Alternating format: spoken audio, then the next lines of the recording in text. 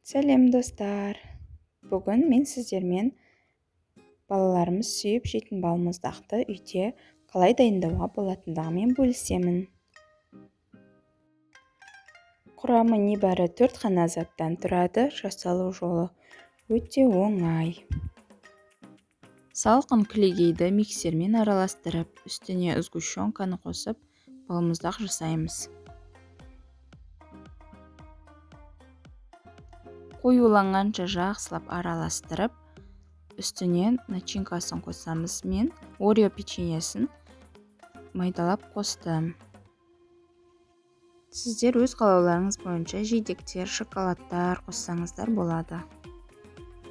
Формаға пищевой пленканы салып, видеода көріп тұрғандарыңыздай печеньеларды реттеп салып шығамыз. Үстіне балмұздағымызды құйып, тегістеп жағамыз.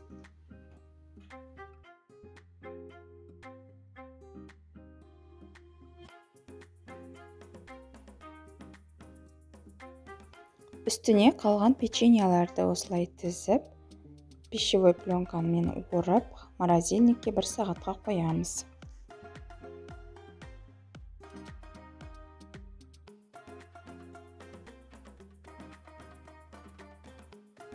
Дайын болған балмұздақты бөліктерге бөліп, тарелкаға саламыз.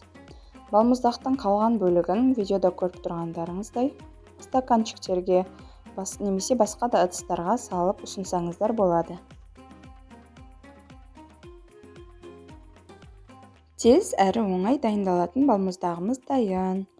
Сіздер де балаларыңызға үйде осы рецепт бойынша балмұздақ дайындап беріңіздер. Дәмі өте керемет.